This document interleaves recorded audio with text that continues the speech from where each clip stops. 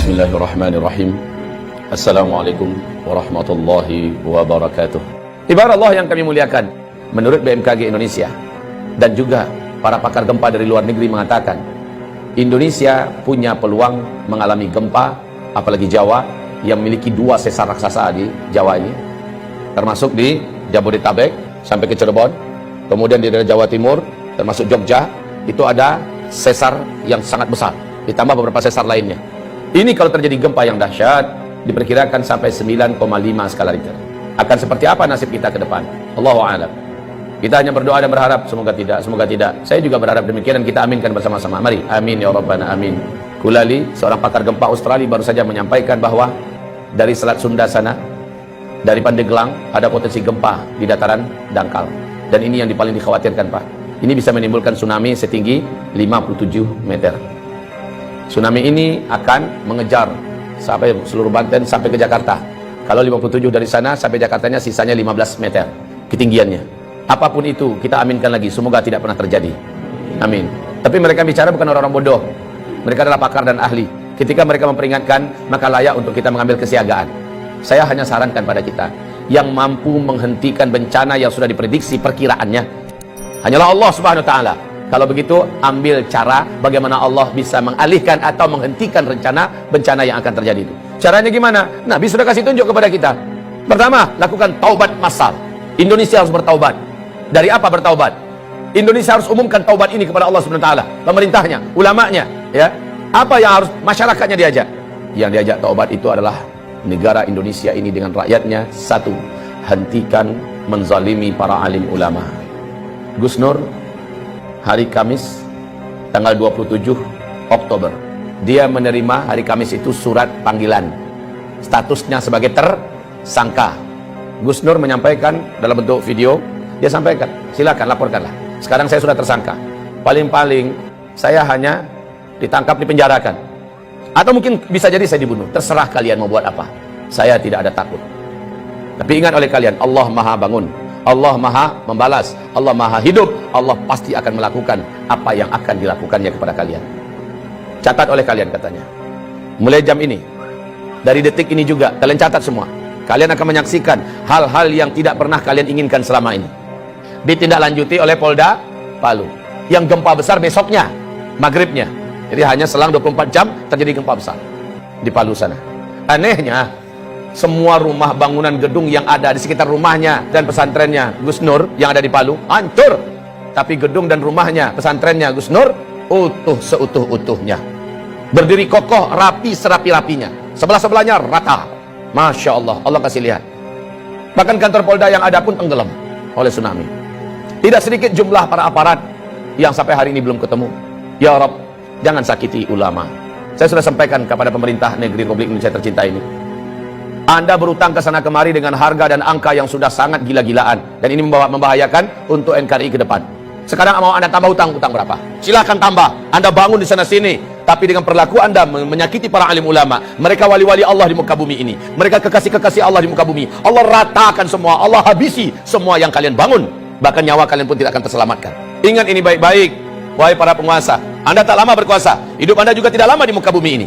Jika para alim ulama tidak Anda perlakukan dengan mulia, ibarat Allah yang kami muliakan, tidak ada rezim yang ada dalam sejarah lalu menentang para pembawa-pembawa dakwah, melainkan rezim itu akan berakhir dengan tragis. Baca sejarah, buka Al-Quran, buka sejarah bagaimana setiap rezim yang berani menentang pembawa-pembawa dakwah dengan tragis.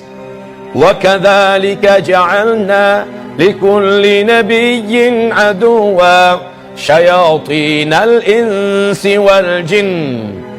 Musuh-musuh dakwah ini adalah setan-setan manusia dan setan-setan jin. Demikian Allah firmankan, yuhi ba'duhum ba'da zukhrufal qawli ghurura. Konspirasi mereka sesama mereka saling rapat dan akrab dalam rangka memadamkan dakwah, tapi pada ujungnya qul ja'al haqqa wa zahaqal batil. Kalau kebenaran sudah datang, kalau kebenaran sudah diusung dan dibawa, diperjuangkan, yang batil pasti akan enyah. Apa yang kurang dari Firaun? Puncak dan puncak kekuasaan-kekuatan saat itu di tangannya. Negara-negara mana yang tidak takut dengan kekuasaan yang dimiliki oleh Firaun? Kekuasaan yang luas, bala tentara yang banyak, persenjataan yang hebat, media semuanya di tangannya, semua kekayaan ada di tangannya. Kurang apa Firaun? Dan Musa hanya seorang pendakwah biasa. Musa dengan pendampingnya Harun. Bani Israel orang-orang rakyat biasa, tapi mereka bersama Allah yang Maha Perkasa. Ketika semakin zalim Firaun kepada Musa dengan fitnah yang bermacam-macam, dengan cara yang bermacam-macam untuk menghabisi Musa, akhirnya Firaunlah yang habis. Bala tentaranya habis, lumpuh semua. Bukan sekedar lumpuh, mati semuanya. Ditenggelamkan oleh Allah dalam Laut Merah. Kisah Firaun ini terulang, abad demi abad terus terulang dan berulang. Namrus sebelumnya, Ibrahim yang disasar. Namrus habis, dihabisi bala tentaranya oleh Allah hanya dengan tentara kecilnya berupa lalat. Namrus pun sekarat mampus. Bala tentaranya hebat-hebat. Itu Ibrahim alaihissalam, Nabiullah dan Rasulullah. Abul Anbiya Ibrahim alaihissalam. Nabi Muhammad disakiti oleh Abu Jahal, Abu Lahab. Di Mekah dia petentang-petenteng ke sana kemari seolah dunia miliknya, membangun koalisi dan jaringan internasional kemana-mana dalam rangka menyakiti Nabi Muhammad, menyakiti para sahabat. Habis mereka dibuat oleh Allah Subhanahu Wa Taala. Maka rezim manapun di muka bumi ini, kalau sudah berhadapan dengan dakwah ilallah, berhadapan dengan ahli-ahli dakwah, para alim ulama, pembawa dakwah, pembawa kebenaran, Allah pasti akan tetapkan in lan tajida li sunnatillahi tabdila. Tidak akan didapatkan sunnatullah itu bisa berubah, tidak akan pernah berubah. Sunnatullah itu tetap akan terulang. Saya tidak tahu omongan ini akan sampai tidak ke telinga para pemimpin dan berkuasa yang sedang memimpin di Indonesia. Saya tidak ingin para pemimpin yang ada, rejim yang ada berakhir tragis. Tugas saya hanya sekedar menyampaikan. Saya tidak punya wewenang apa-apa dalam menurunkan azab. Saya tidak menginginkan azab turun ke Indonesia ini. Saya ingin pemimpin kita memimpin dengan baik dan benar. Roda kepemimpinan pemerintah berjalan dengan baik dan benar. Masyarakat hidup dengan makmur, sejahtera, tertanggulangi masalah-masalah berat kehidupan mereka. Agama juga terjaga dan terawat. Maka baldatun thayyibatun wa rabbun ghafur terwujud. Ini yang saya mau. Tapi ketika yang dilakukan kebalikan daripada itu, maka inilah firman Allah Subhanahu wa taala di surat Al-A'raf ayat yang ke-96. Walau anna ahlal qura amanu wa taqau la fatahna alaihim barakatim minas sama' wal ard walakin kadzabu fa akhadnahum bima kanu yaksibun. Kalaulah suatu negara, suatu bangsa, penduduknya benar imannya kepada Allah dan mereka melaksanakan perintah-perintah Allah, meninggalkan larangan-larangan Allah dan Rasulnya, la fatahna alaihim barakatim minas sama'i wal ard, pasti kami bukakan selebar-lebarnya pintu-pintu barokah dan kebaikan dari langit dan juga yang keluar dari bumi. Walakin, tetapi sayang, kadzabu, mereka mendustakan, mereka melawan dan menentang. Fa akhadnahum bima kanu yaksibun, kami siksa mereka. Fa akhadnahum bima kanu yaksibun. Kapan siksaan itu? Afa amina ahlul qura ayatiyahum ba'suna bayata wa hum naimun. Apakah mereka merasa aman ketika dosa sudah dibuat di mana-mana, maksiat sudah dilakukan di mana-mana?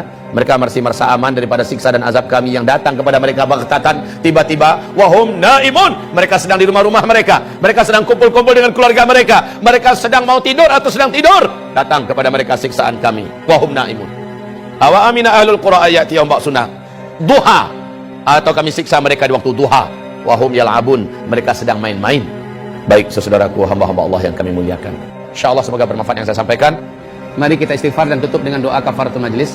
Astaghfirullah, astaghfirullah, astaghfirullah. Subhanakallahumma wa bihamdika asyhadu an la ilaha illa anta astaghfiruka wa atubu ilaik. Wassalamualaikum warahmatullahi wabarakatuh.